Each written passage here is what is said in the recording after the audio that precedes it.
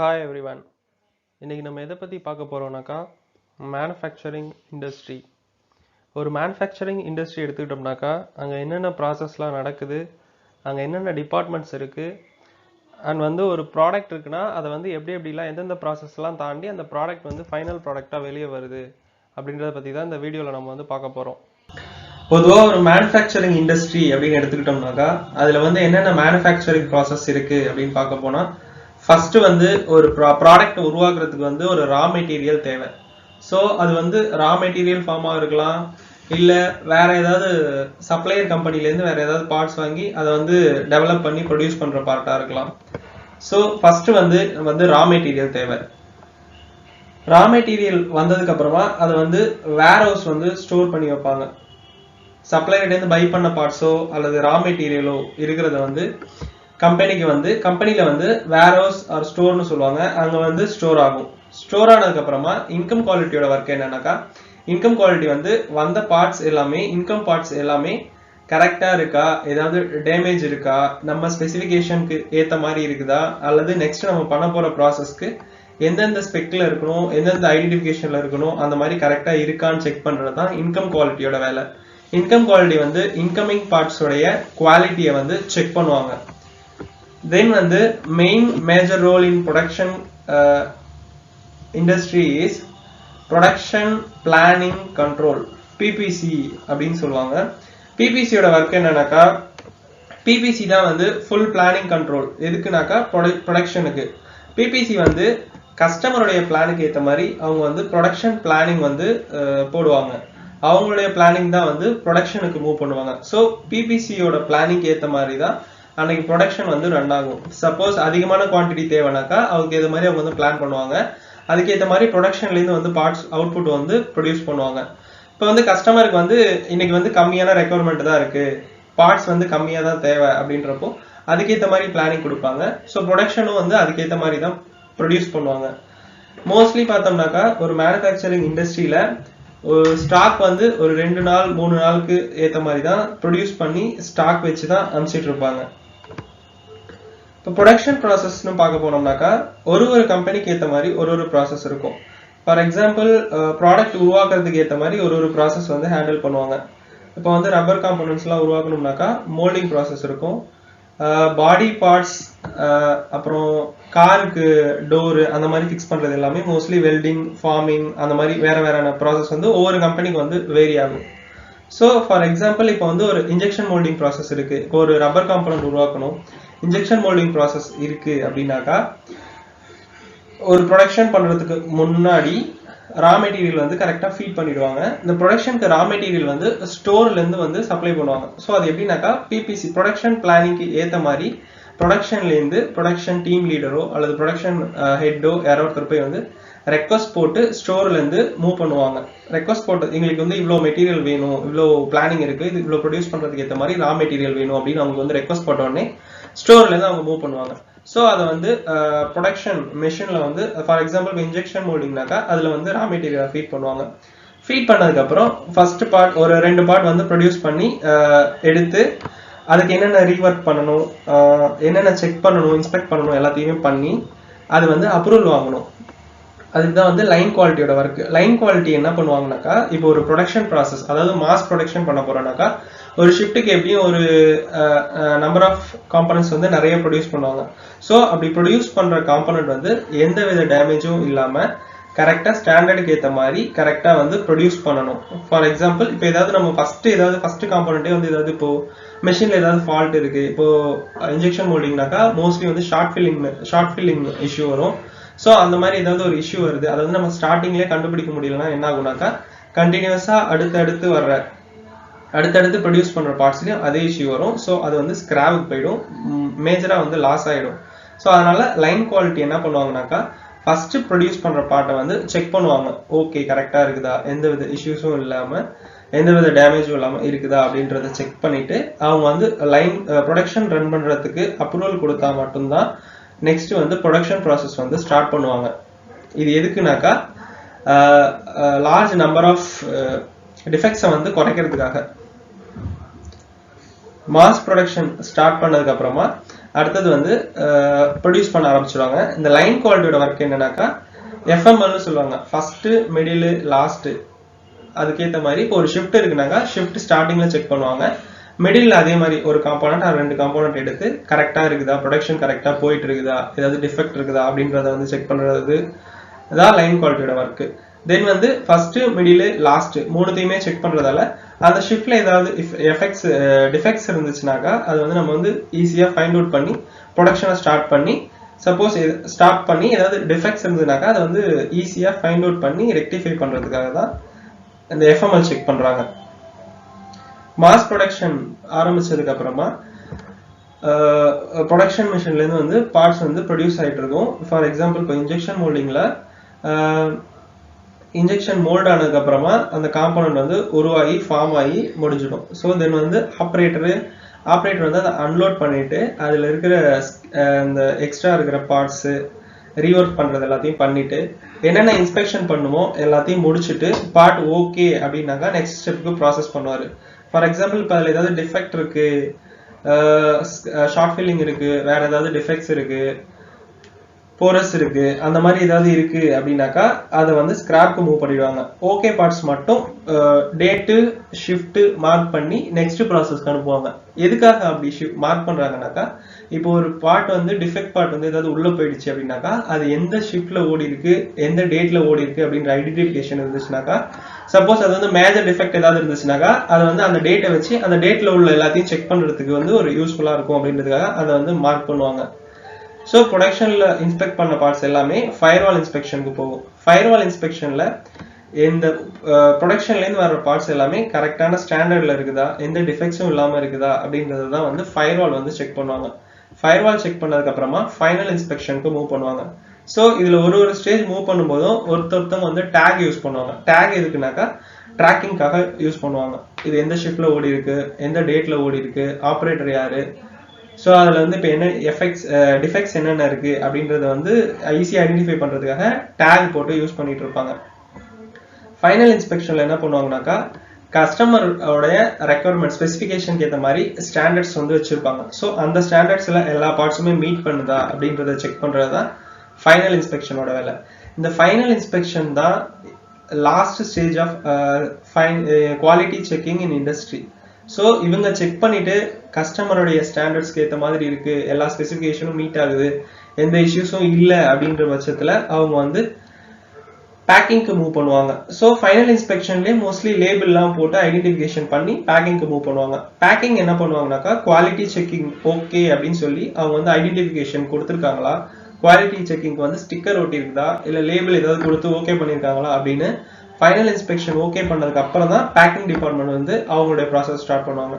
Packing department என்ன பண்ணுவாங்கனாக்கா இந்த final component எல்லாத்தையுமே பேக் பண்ணுவாங்க. ஃபார் எக்ஸாம்பிள் பேக்கிங் வந்து நிறைய டைப்ல பண்ணுவாங்க. ஒரு பார்ட்ஸுக்கு ஏற்ற மாதிரி அதை வந்து பேக் பண்ணுவாங்க. சின்ன சின்ன பார்ட்ஸ்லாம் இருந்துச்சுனாக்கா அதை பின்னில் வச்சு மூவ் பண்ணுவாங்க. இல்லை பெரிய காம்போனன்ட்லாம் இருக்குன்னா அதுக்கு வந்து ரேப்பர் சுற்றி அப்படி பேக் பண்ணுவாங்க. இல்லை இரும்பு, ஸ்டீல், இல்லை வேற ஏதாவது மெட்டல் அந்த மாதிரி இருக்குனாக்கா அதை வந்து ரேப்பர் சுத்தியோ இல்லை வந்து ரஸ்ட் ஆயில் அப்ளை பண்ணியோ அதை வந்து எந்த டேமேஜும் இல்லாமல் அது கரெக்டாக கஸ்டமர் போய் சேர்ற வரைக்கும் அதுக்கு எந்த டேமேஜும் ஏற்படாத அளவுக்கு அதை வந்து பேக் பண்ணிட்டு அடுத்த ஸ்டெப்புக்கு ப்ராசஸ் பண்ணுவாங்க. ஸோ இதில் வந்து இப்போ பின்னில் வைக்கிறதெல்லாம் பார்த்தோம்னாக்கா எஸ்என்பின்னு சொல்லுவாங்க, ஸ்டாண்டர்ட் நம்பர் ஆஃப் பார்ட்ஸ். இப்போ ஒரு பார்ட்ஸுக்கும் ஒரு ஸ்டாண்டர்ட்ஸ் இருக்கும். இப்போ சின்ன சின்ன பார்ட்ஸ்னாக்கா இப்போ ஒரு பின் இருக்குன்னா அதுல இந்த பார்ட்ஸ் வந்து டேமேஜ் ஆகாத அளவுக்கு இத்தனை நம்பர் தான் வைக்க முடியும்னு ஒரு வந்து ஸ்டாண்டர்ட் பண்ணி வச்சிருப்பாங்க. ஸோ அதுக்கேற்ற மாதிரி அதை வந்து பேக் பண்ணி ரேப்பர் சுற்றி அடுத்த நெக்ஸ்ட் ஸ்டெப்புக்கு வந்து ப்ராசஸ். பேக்கிங் டிபார்ட்மெண்ட் பேக் பண்ணதுக்கு அப்புறமா அதோட ஐடென்டிஃபிகேஷனோட ட்ரக்ஸு குட்ஸ் யூஸ் பண்ணி ப்ராடக்ட்ஸ் எல்லாத்தையுமே வந்து கஸ்டமர் எண்டுக்கு வந்து டிரான்ஸ்ஃபர் பண்ணுவாங்க. நெக்ஸ்ட் வந்து ஒரு இண்டஸ்ட்ரி இருக்குன்னா அங்க வந்து என்னென்ன டிபார்ட்மெண்ட்ஸ் இருக்கு அப்படின்னு பார்த்தோம்னா ஃபர்ஸ்ட் வந்து HR department, human resource department. இவங்க வந்து என்ன பண்ணுவாங்கனாக்கா ஒரு இண்டஸ்ட்ரி இருக்குனாக்கா அங்க வந்து எம்ப்ளாயிஸ் சப்ளை பண்றது, எம்ப்ளாயிஸ் மெயின்டைன் பண்றது, இல்ல புதுசா யாராவது ஒரு ஆள் வந்து இப்போ ரெக்வயர்மெண்ட் பண்றது, இன்டர்வியூ ப்ராசஸ், அப்புறம் சேலரி போடுறது, attendance calculation, time office எல்லா ஒர்க்கும் வந்து ஹெச்ஆர் கண்ட்ரோல்ல வந்துடும்.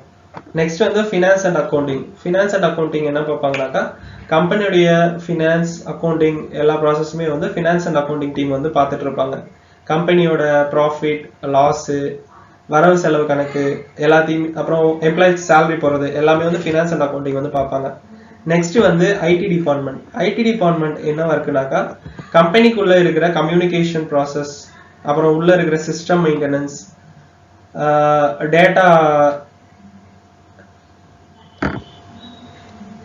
எல்லாத்தையுமே வந்து ஐடி டிபார்ட்மெண்ட் வந்து மெயின்டைன் பண்ணுவாங்க. நெக்ஸ்ட் வந்து R&D research and development.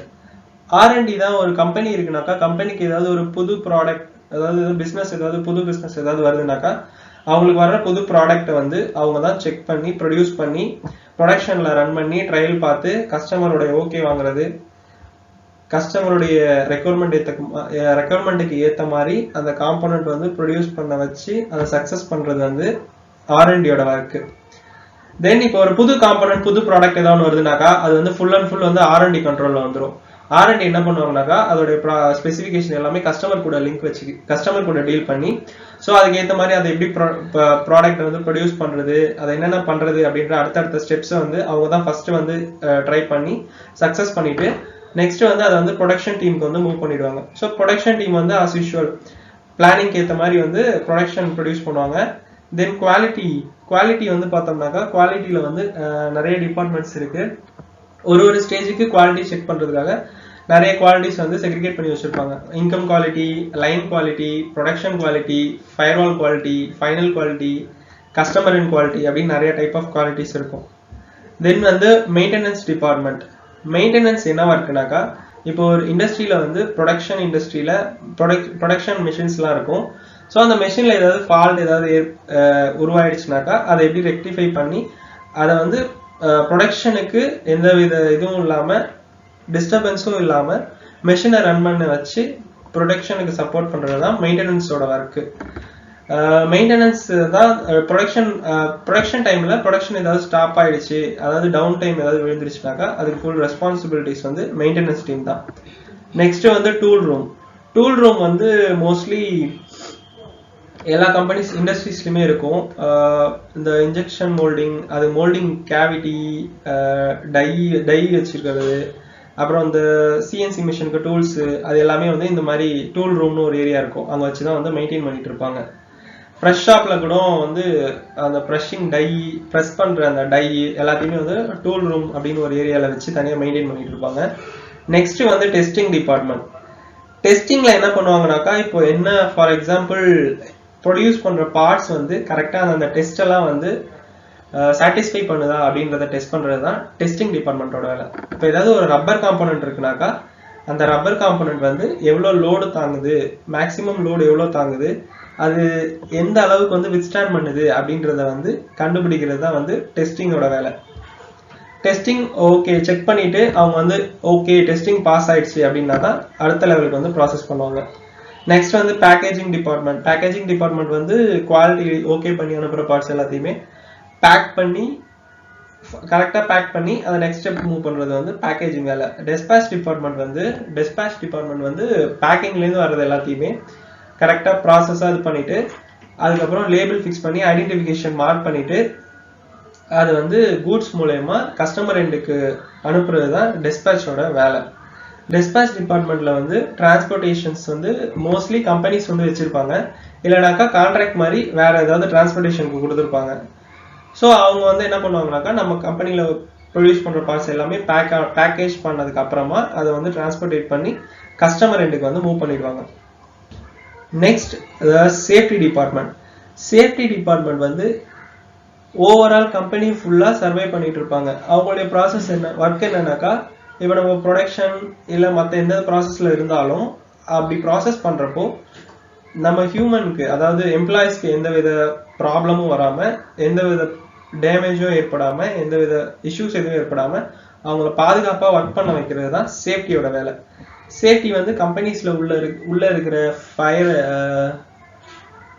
Fire சிலிண்டர்ஸ்லாம் work பண்ணுதா இல்லை எம்ப்ளாயிஸ்லாம் வந்து சேஃப்டியா ஒர்க் பண்றாங்களா அப்படின்றத செக் பண்றது தான் சேஃப்டியோட வேலை. சேஃப்டி வந்து ஆடிட்டிங் கண்டக்ட் பண்ணுவாங்க மந்த்லி ஒன்ஸ் அது கம்பெனிக்கு ஏற்ற மாதிரி சேஃப்டி வந்து ஆடிட்டிங் கண்டக்ட் பண்ணுவாங்க. அப்புறம் அவேர்னஸ், அப்புறம் safety issue, safety classes, safety meeting எல்லாமே நடத்தி விடுவாங்க. இண்டஸ்ட்ரியில அந்த டிபார்ட்மெண்ட்ஸை தவிர்த்து வேற யார் யார் ஒர்க் பண்ணுவாங்க அப்படின்னு பார்த்தோம்னாக்கா, ஃபர்ஸ்ட் வந்து செக்யூரிட்டிஸ் வந்து செக்யூரிட்டி ஒர்க் பார்ப்பாங்க. தென் வந்து இப்போ கம்பெனியில் வந்து இப்போ வந்து நிறைய கேட் இருக்கும். ஸோ ஒரு கேட்டுக்கு ஏற்ற மாதிரி ஆளுங்களை அலர்ட் பண்ணிட்டு அவங்க என்ன பண்ணுவாங்கனாக்கா, இப்போ கம்பெனிக்கு வந்து எப்படி இன்வர்ட் வரும், தென் வந்து டெஸ்பேச் மூலயமா அவுட்வர்ட் போகும். ஸோ அது எல்லாத்தையுமே ரிஜிஸ்டர் பண்ணி டாக்குமெண்டேஷன் மெயின்டைன் பண்ணுறது தான் வந்து செக்யூரிட்டிஸ் ஒர்க்கு. தென் வந்து கான்ட்ராக்ட் லேபர்ஸ் ஒர்க் பண்ணுவாங்க.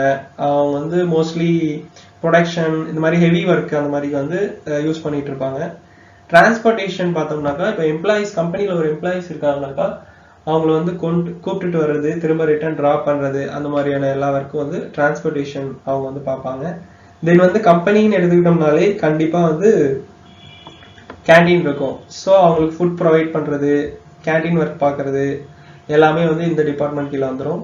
கான்ட்ராக்ட் லேபர்ஸ் பார்த்தோம்னா மோஸ்ட்லி ப்ரொடக்ஷனுக்கு இருப்பாங்க. தென் வந்து ஹவுஸ் கீப்பிங் அந்த மாதிரி ப்ராசஸ்க்கும் வந்து யூஸ் பண்ணிட்டு இருப்பாங்க.